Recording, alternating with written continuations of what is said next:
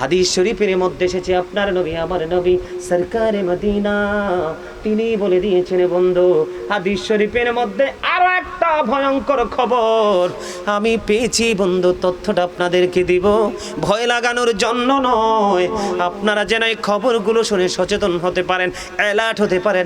একজন সচেতন ব্যক্তি হিসাবে, সচেতন উম্মত হিসাবে, সচেতন বান্দা হিসাবে যখন আপনি কবরে যেতে পারেন, সেই জন্য আপনাকে বন্ধু এই তথ্যটা আমি দেব।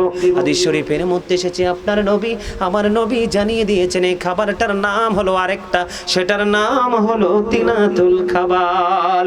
আওয়াজ তুলে বলেন না নাউজুবিল্লাহ। আরে আরো জোরে বলেন না নাউজুবিল্লাহ, আরো জোরে। মন মতো আওয়াজ তো হয় নাই।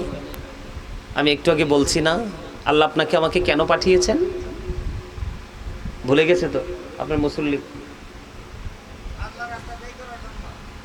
ব্যয় করার জন্য, জিকির করার জন্য। কি করার জন্য?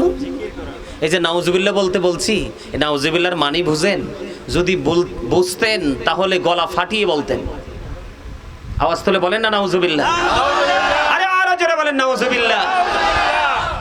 আল্লাহর কাছে এই ভয়ঙ্করতা থেকে বাঁচার জন্য প্রার্থনা করলেন। দাদা ঠিক আছে নিও।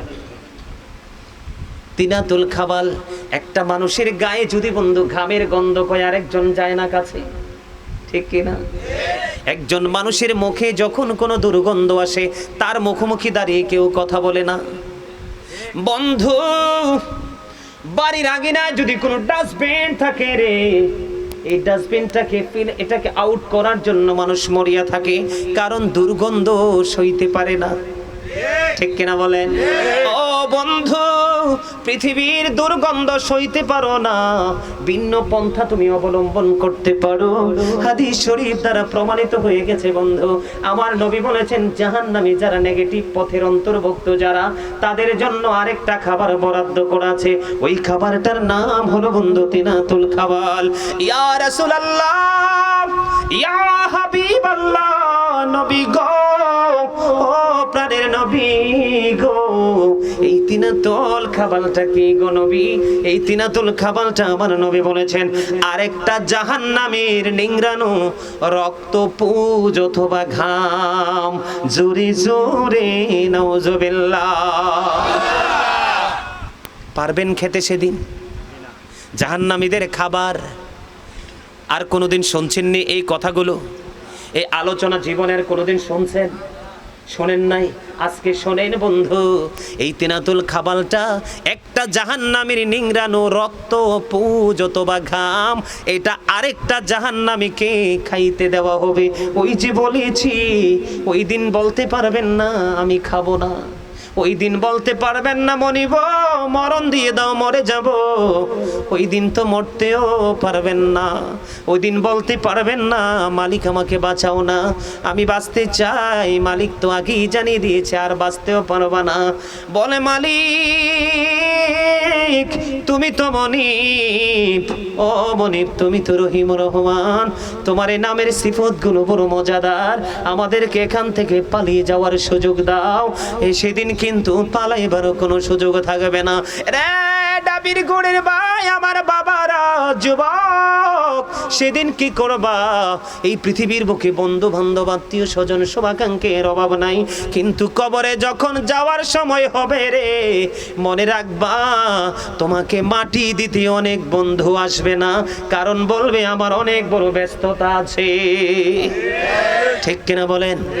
হয়তোবা মাটি দিতে কেউ না কেউ আসবে, কিন্তু কবরে রাখার পরে তোমার পরিবারের খোঁজ নিতে কেউ আসবে না, কারণ পৃথিবী অত্যন্ত নিষ্ঠুর এবং স্বার্থপর, ঠিক কিনা বলেন? এই জন্য বলেছি বন্ধু, যখন তোমার পৃথিবীর কাজ করা প্রয়োজন তুমি তখন পৃথিবীর কাজটা করো, যখন তুমি অবসর হয়ে যাও তখন তুমি আল্লাহর গোলামিতে নিজেকে নিয়োজিত করো, তাহলেই হয়ে যাবে তুমি ধন্য। জোরে জোরে বলেন ঠিক না বেঠিক? আর একটু মহাব্বতে পড়ুন না ঠিক না বেঠিক? বন্ধুরে আমার, এবার যদি একটুখানি আপনাদেরকে পজিটিভ দিকটা দেখাবো সিম্পল ভাবে, সামটাইম সিম্পল ভাবে একটু আপনাদেরকে মজাটা দেখাবো। বলে হুজুর মজাটা দেখানোর কারণ কি? কারণ এই কারণে দেখাবো, কারণ আপনারা তো এই মুহূর্তে জান্নাতের বাগানের মেহমান। সুবহানাল্লাহ বলেন না? যদি আমি একটু পজিটিভ দিকে যাই, আলোর দিকে যাই, তাহলে বন্ধু মজার খবর, আল্লাহ রাব্বুল আলামিন বলেছেন, ওই যে একটু আগে বলেছি, join with my dear people, come to my paradise ফাদখুলি ফি ইবাদি ওয়াদখুলি জান্নাতি। আমার প্রিয় লোকেদের সাথে যুক্ত হও। কার সাথে? আমার প্রিয় বান্দাদের সাথে যুক্ত হও আর আমার জান্নাতে চলে আসো। মনিব, আমি কি জান্নাতে যাওয়ার পরে আমি কি উপবাস থাকবো গো? উপবাস আপনি থাকবেন না।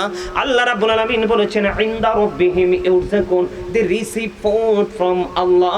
আল্লাহ রাব্বুল আলামিন জান্নাতি হয়ে যারা কবরে যাবে, আল্লাহর প্রিয় হয়ে যারা কবরে যাবে, তাদের জন্য জান্নাত থেকে খাবার পাঠিয়ে দিবে।